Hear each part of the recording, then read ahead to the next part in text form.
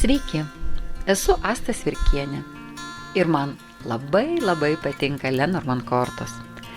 Mielosios būrėjos ir pranašautojos, noriu Jums pristatyti savo sukurtą staltiesę, skirtą Lenormand kortų didžiai dėlioniai.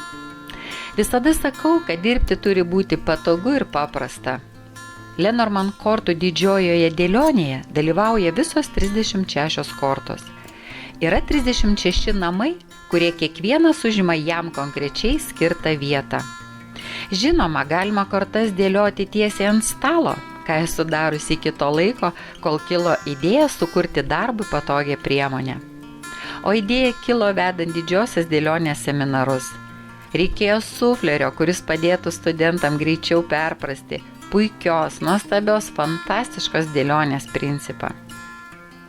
Staltiesėje surašytas kiekvienas namas. Užrašo dėka nebereikia atsiskaičiuoti, kokiame name yra korta. Viskas paprasta ir aišku. Raudonai surašytos neigiamos kortos. Dėlionės metu iš karto matosi, kokioje gyvenimiškoje situacijoje reikia būti atsargiems ar budriems. Staltiesė didžiosiomis S raidėmis sužymėti signifikatorių namai. Staltiesės langelių dydis pritaikytas lietuviškoms Lenormand kortoms, kurios yra mano ir dizainerės Dianos Deimontaitės kūrybinis produktas. Kaip matote, staltiesės puikiai tinka standartiniai Lenormand kortų malkai. Ji yra šiek tiek mažesnė nei lietuviškos Lenormand kortos, todėl kiekviename langelėje esantis namo pavadinimas lengvai įskaitomas.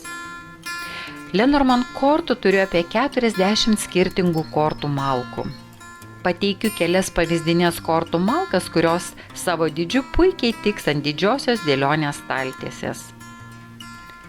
Staltiesių esu sukūrusi keletą variantų. Išsirinkite jums patikusią ir mėgaukitės patogumu. Pagarbiai, Jūsų Asta.